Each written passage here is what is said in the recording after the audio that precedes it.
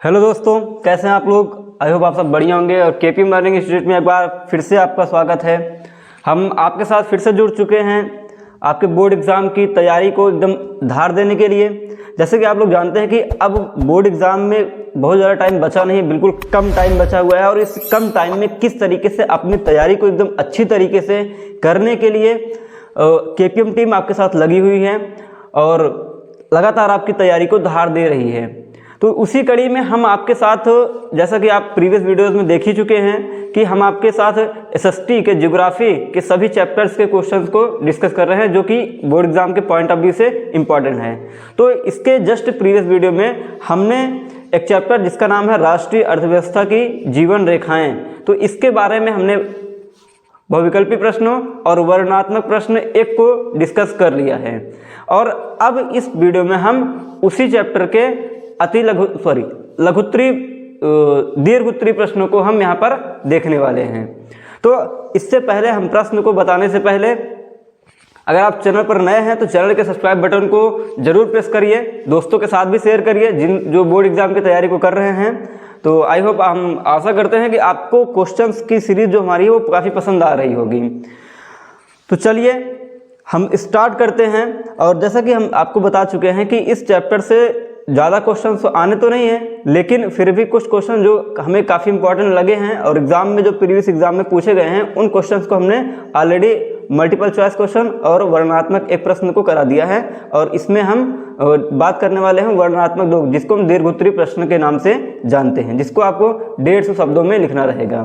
तो चलिए हम देखते हैं। इस चैप्टर से मात्र हमने एक प्रश्न उठाया है जो कि कई बार, हर बार लगभग एग्जाम में पूछा जाता है, और उस प्रश्न का नाम है परिवहन तथा संचार के साधन किसी देश की जीवन रेखा तथा अर्थव्यवस्था क्यों कहे जाते हैं।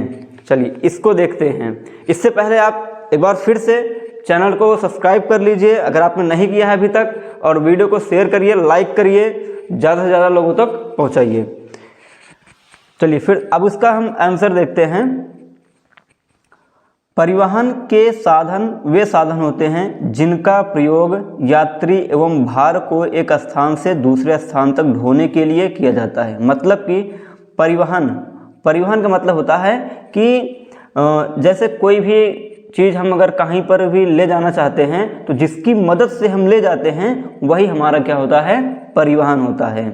अब अगर आपको कम दूरी जानी है, गांव से हैं, तो साइकिल का यूज करते हैं, या फिर एक नॉर्मल बाइक, फोर व्हीलर, जो भी चीज़ें हैं जिसके द्वारा आप किसी चीज़ को एक स्थान से दूसरे स्थान पर ले जाएंगे, वो सभी जो होंगे वो परिवहन के साधन कहलाते हैं।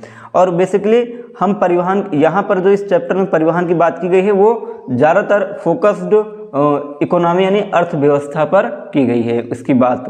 तो यहाँ पर हम देखते हैं परिवहन के वे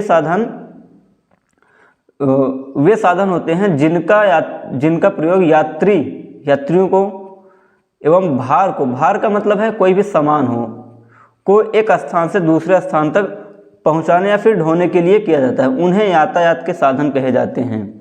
जैसे बसों के द्वारा काफ़ी लोग यात्रा करते हैं एक शहर से दूसरे शहर तक। रेलगाड़ियाँ भी काफ़ी एक महत्वपूर्ण ट्रांसपोर्टेशन के नाम से जाना जाता है पूरे वर्ल्ड में, अक्रॉस द वर्ल्ड। यात्री भार, वाहन पोत, मतलब कि कुछ ऐसे भी पोत होते हैं। पोत का मतलब होता है समुद्री जहाज। जो समुद्री जहाज होते हैं जो पानी में चलते हैं उन्हें पोत कहा जाता है।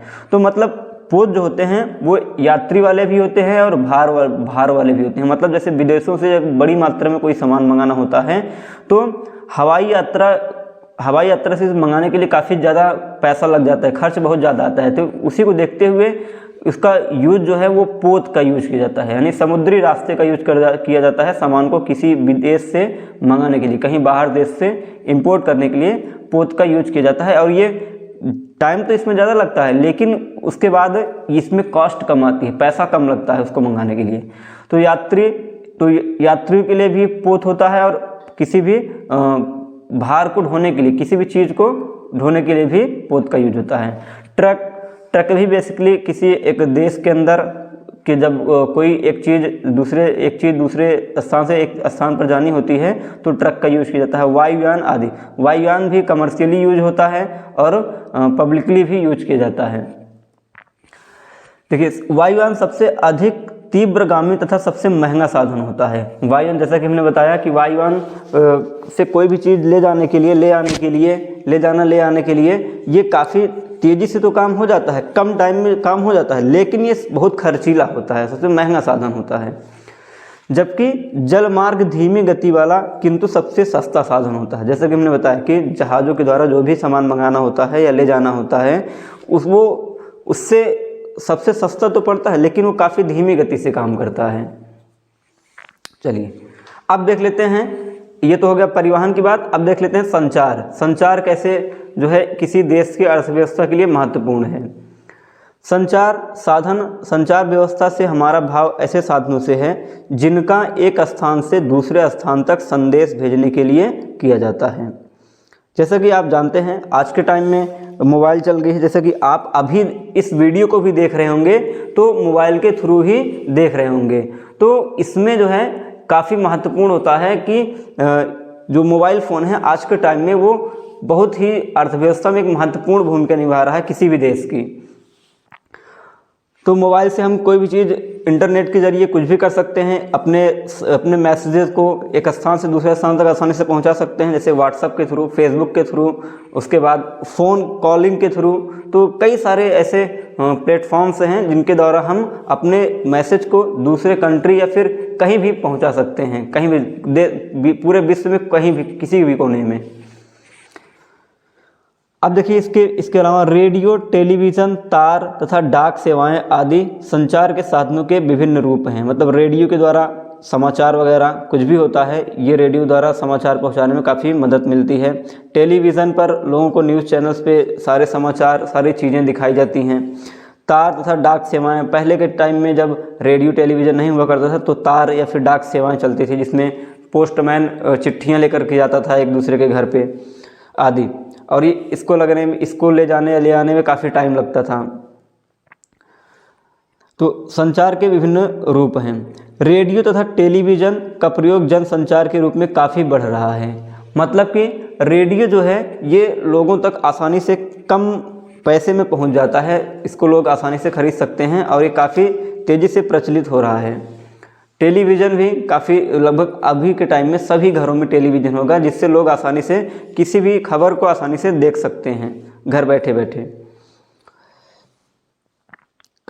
उसके बाद यातायात और संचार साधनों का किसी भी देश की जीवन रेखाएं कहे जाने के कारण यातायात के विभिन्न साधन जैसे डाक, तार सेवाएं, टेलीविज़न और बेतार सेवाएं सचमुच देश की जीवन रेखाएं कहलाती हैं। मतलब कि इनके द्वारा अगर आप थोड़ी देर के लिए मान लीजिए कि अभी के टाइम में जो ट्रांसपोर्टेशन है, अगर इसको रोक दिया जाए, परिवहन को रोक दिया जाए, ना किसी एक देश से दूसरे देश में कोई सामान मतलब कि ले जाने के लिए सारे जहाज़ों को रोक दिया जाए, तो उसकी अर्थव्यवस्था काफ़ी हद तक डैमेज हो सकती है, क्रैश हो सकती है। तो उसी को मेंटेन करने के लिए परिवहन और संचार, इंटरनेट बंद कर दिया जाए तो भी पूरे विश्व की अर्थव्यवस्था लगभग काफ़ी हद तक प्रभावित हो जाएगी। तो इसीलिए जो है परिवहन और संचार को किसी भी देश की जीवन रेखा के नाम से जाना जाता है आज के टाइम में। इसके मुख्य कारण निम्नलिखित हैं। चलिए देखते हैं इसके कारण क्या क्या हैं जिसकी वजह से हम परिवहन तथा संचार को किसी भी देश की जीवन रेखा कहते हैं। चलिए पहला कारण,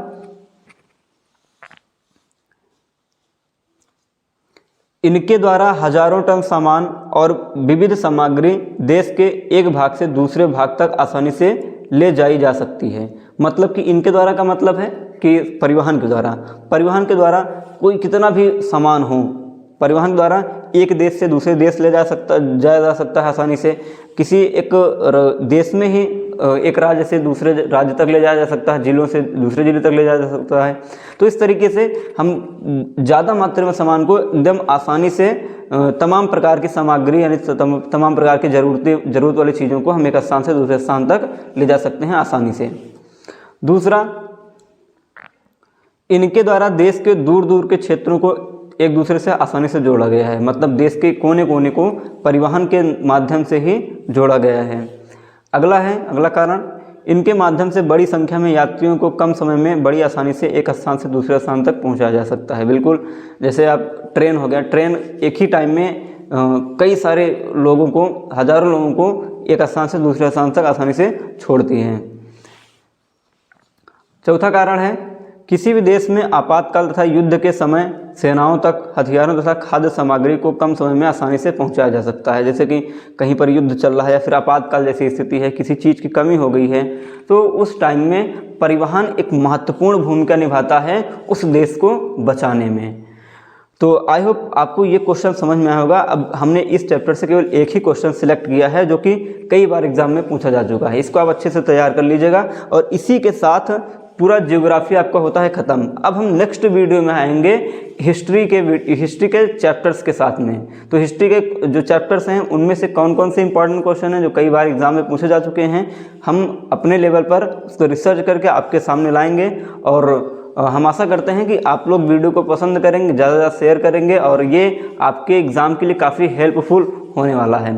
तो ऐसे ही वीडियोस के लिए आप चैनल के सब्सक्राइब बटन को प्रेस कर लीजिए, उसके बाद बेल आइकन को भी प्रेस कर लीजिए ताकि आपको वीडियोस के नोटिफिकेशन तुरंत मिल जाएं, जैसा कि आपको लगातार अभी तक मिल रहा है। और वीडियो को लाइक करें, शेयर भी करें। तब तक मिलते हैं हम नेक्स्ट वीडियो में इतिहास के इम्पोर्टेंट चैप्टर के क्वेश्चंस के साथ में। ठीक है, चलिए मिलते हैं नेक्स्ट वीडियो में। तब तक आप लोग हंसते रहिए, मुस्कुराते रहिए। जय हिंद।